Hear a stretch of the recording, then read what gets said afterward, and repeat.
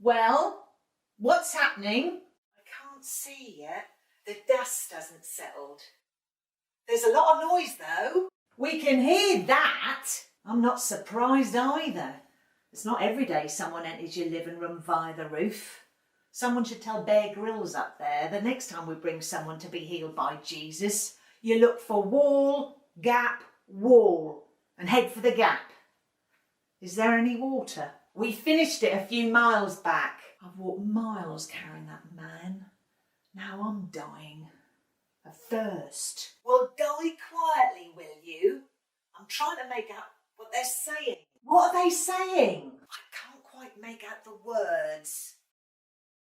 It's sort of tonal, but I do think that whatever happens, we leave soon after. I knew it. What's the matter now? Does one arm look longer to you? Your shoulders aren't straight. They are. It's my arm. It's been stretched. Oh, don't be ridiculous. I said we should swap arms halfway here. Didn't I say? Now look what's happened. I've been permanently damaged. Oh, lie down and carry on dying of thirst. Oh, what is it? He looked at me. Who did? Jesus. Has he healed him yet? Tell him we've got another one down here who's suffering from acute hypochondria. Yeah, and we'll send him down when he's ready. What's he doing? He's picking bits of plaster out of his hair, but he doesn't look angry. In fact, he looks quite pleased. Oh, I'm sure I'll be pleased if half the ceiling fell on my head. Shh! Jesus is speaking. What's he saying? Oh, what did he say? He said, your sins have been forgiven, my friend. Your sins have been forgiven? But we wanted him healed. Your sins have been forgiven. Well, I'm not carrying him back home. I'm permanently disfigured bringing him here. But I believe Jesus could heal him. I'd heard so much about him. Preaching in the synagogues, healing the sick. There was something about him that made me believe he could do it. Whatever will his wife say? It was never really good before he was ill. She was hoping for a miracle. Perhaps that's it. What? Perhaps Jesus heard how bad he was and healing's not possible. Perhaps it's better that his sins are forgiven.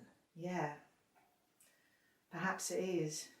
I remember when I was little and I broke one of my mum's favourite bowls. It had pride of place on our table when we had guests round. Beautiful it was. Sky blue with a tiny pattern of stars round the rim. Well, I broke it into too many pieces. I just couldn't mend it, so I shoved it under the bed. I felt awful. I couldn't tell her. I felt so guilty. I was worried what she would do when she found out. Anyway, I was in the room when she found it. I remember the look on her face.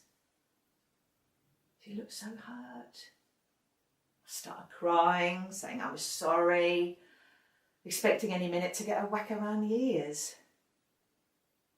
Instead, she put her hand on my shoulder and pulled me to her in a hug. And I remember that feeling, that overwhelming sense of peace and relief after all that guilt. Something's happening. I can't quite make out. There's been a bit of a ding-dong with the religious lot. Oh, I knew they'd be there putting their oar in. I bet they're not too pleased with your sins have been forgiven.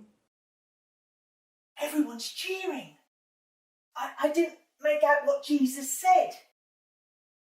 There's a lot of movement down there. Well, anybody walking home?